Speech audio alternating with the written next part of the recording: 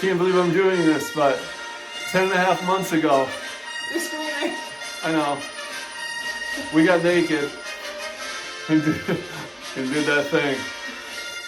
And now we have a human in a wooden cage sitting right behind us. Yeah, so we'll fast forward to the point where we went to the doctor the day before. Go ahead. That was quite the intro. Thanks. Quite the intro. Yeah, so we had our 39-week appointment. I was convinced that we were going to make it to 40 weeks. Our due date was January 18th, 2022. And we get to the doctor's office that Thursday, and I was very swollen. Swollen. My blood pressure was high, and apparently I had protein in my urine. And the doctor kind of looked at Brad and I and was like, you know what that's a combination for, right? You know what that means? And I'm like, it's go time, doc? He goes, yep. Do you want to go into the hospital tonight or tomorrow? And I remember we looked at each other and we're like, he's kidding, right? Like, there's no way that this is real. This is happening. We quickly realized that this was not a drill. I almost just said this is not a fire drill. No, it's a fire drill. This is not a fire drill. So of course we opted to go in the following morning, just to kind of give ourselves some time to prep, get ready to go, wrap our heads around what's happening. He has ADD, if you didn't know. Like, he cannot focus. For all of you who have ADD out there, we're on the same team. When the doctor left the office that Thursday, there was an emotional moment. It was a lot that happened very, very fast. And I was, you wait 9 months and then all of a sudden, boom, it's like you're going to wake up the next day and have a baby. So once we got through that, I kind of talked myself into the fact that this is a blessing in disguise, right? We're going to get Willow into the world faster. We now know exactly when we're going to the hospital. It's not going to be a surprise. Have some time to get our bags, packed up, zipped up, packed the car, and then I got my bags packed up. I'm ready to go. What song is that? Standing here outside my door. Did you make that up? No, it's leaving on a jet plane. Anyway, so we get there at 7 a.m. and they whisk us to our what felt like a hotel room, but it was really a room where humans are born. And did not feel like a hotel room. It wasn't that bad. It was a lot bigger though than I was anticipating. I'm like, we got some room in here for activities. Stay on point here. Doctors started coming in. We knew it wasn't a hotel room anymore. No. Before the doctor came in, details matter, Brad. Changed hospital gown. They started the IVs, the Pitocin, and lots of heartbeats going on. I mean, oh yeah, so many cords, a lot of wires and cords. Took my blood, and then the doctor came in. Monkey's trying to break in right now. She wants to be in this video, and broke my water, and that might have been the most sexual thing I've ever seen. It was, dare I say, the worst part of the birthing experience. It was unbelievably uncomfortable and painful. Do not recommend. If you can avoid that, please do. But we got through it. What? How can people avoid that? I don't know, but I'm just looking out for my people. Anyway, so he tried to break the water, and he did, but they didn't know. Then Danielle started talking about, every half an hour, things started to happen and so forth, and the Pitocin moved the contractions faster, moved them up, if you will, and we got on that bouncy ball to try to speed things up. Oh yeah. And that's when I was still Instagram storying. I'm like, okay, do little cramps. This isn't so bad. We walked around, took a little stroll, took some selfies, and then Brad started talking about the epidural. Yeah, we started talking about the fact that we probably should get the epidural soon. And then when they told us that when I got the epidural, I needed to be still for 20 minutes. I'm like, this would have been nice to know a little earlier before my contractions started to get to the point where they were pretty uncomfortable and it was hard to stay still for 20 minutes. So anyway. I kept saying, when does Anastasia get here? And they're like, Anastasia who? And I'm like, the anesthesiologist.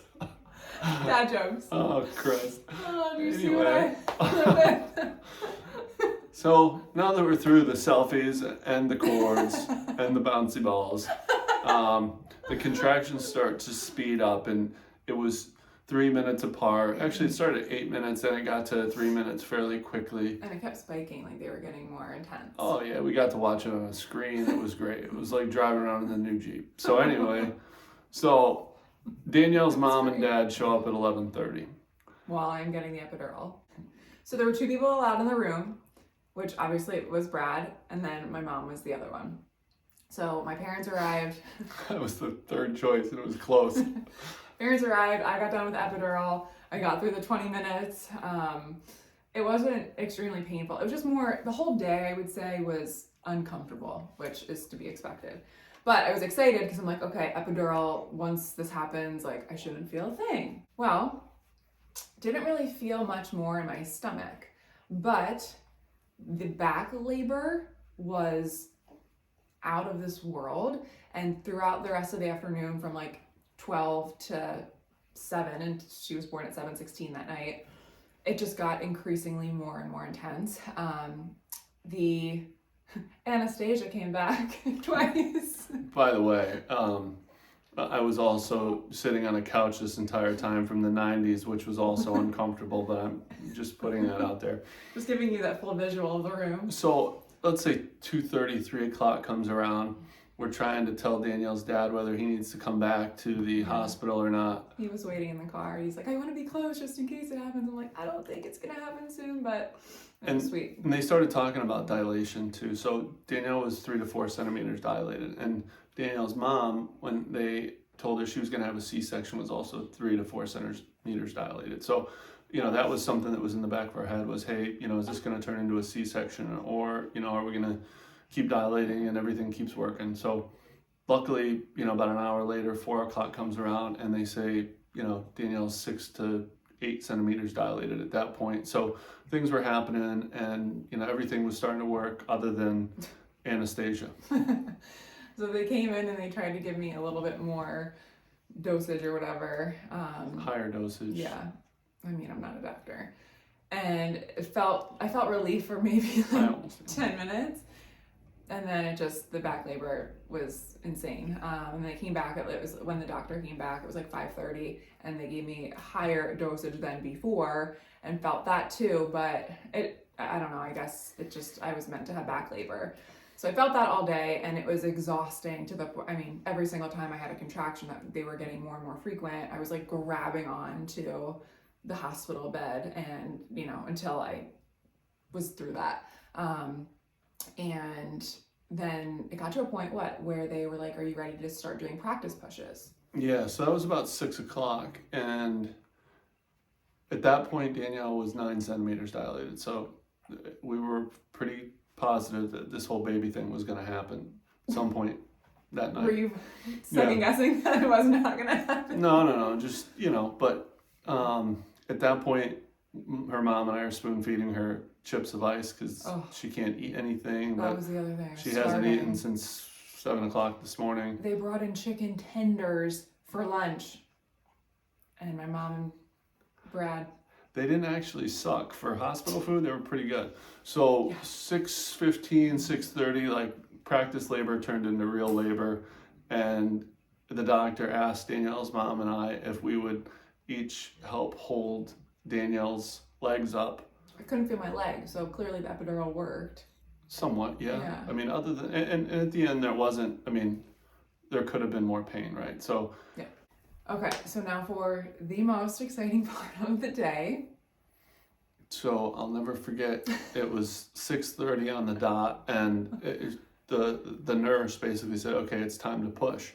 So Cher and I, Danielle's mom and I, my mother-in-law, we start helping Danielle as we see the contractions coming, pull her legs back towards her as she would do a crunch to try and push the baby out and push Willow out.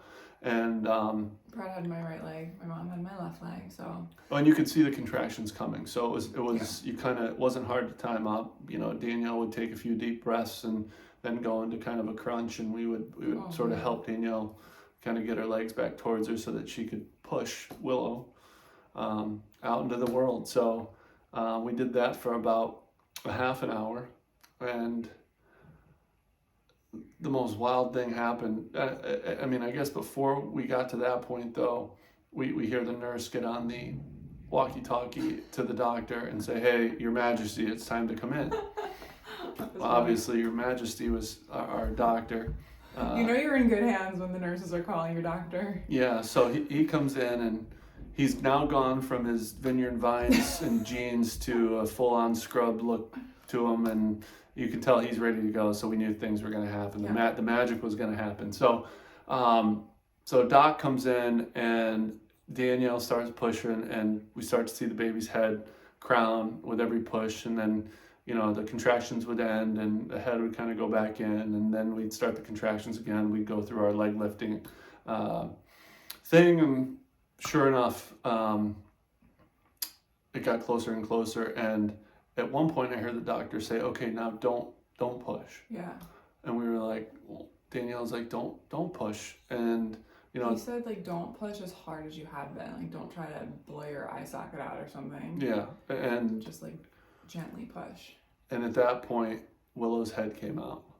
That felt great. And of course, Sharon and I are looking at each other in absolute amazement.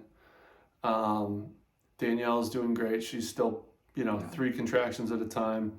I couldn't see a thing. I did not want a mirror down there. Deep breaths, pushing every time, and all of a sudden, Willow's head came out.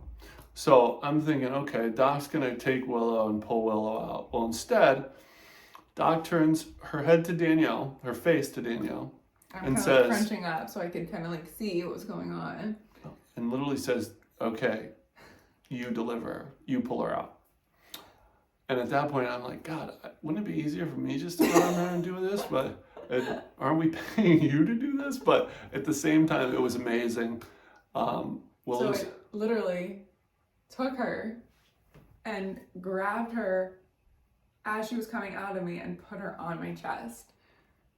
Yeah, it was mind blowing. It was mind blowing. I didn't know what to do. Nothing in life will top that. I was like, my hands were just, I think, numb at that point, trying to figure out how to help Danielle. You kind of helped, yeah, you helped me because I was like scared to hold her. I didn't want to like, you know, mess anything up. Just there for support. But yeah, and then before you knew it, she was laying on Danielle's chest, and she started crying, and She pooped and peed on the way out. yeah, we knew everything was completely perfect. And it was so wild because as uncomfortable and as painful as that entire day was, the second she was laying on top of me, that's all that mattered. And it was a much needed distraction too from everything else that was still going on. There were like, 10 plus nurses in the room at that point too, just kind of doing their thing. The staff was amazing the entire day. But of course, like, placenta needs to come out, and then the doctor told me that I was bleeding more than normal. So I'm like, oh my gosh. And then all of a sudden, I think I was FaceTiming with Crystal at that point. This nurse comes around and just has like this huge needle and jams it into my thigh. I'm like, oh, okay. And you know, it's like at that point, and nothing can really phase you once you give birth. But all that mattered was Willow girl was here. She was healthy and happy and beautiful and strong. And that was pretty much it. Yeah, we got to call your dad after that. Mm-hmm. Let him know the good news. 7/16. Yeah. And what was it? 7 pounds, 9.5 ounces, 20 inches long. Yeah. Yeah. And at that point, we tried to figure out what we wanted for dinner. It's that simple. I am not a burger person, but I am not a fast food person. You guys know that. All I wanted was McDonald's. That never happened. A McFlurry to top it off, and that was a wrap. Yeah, a couple Big Macs later, and I was asleep on a couch, just waiting for our next feeding. With our new baby, so. Oh, God. Thanks for listening. Yeah, this was fun. Is that good?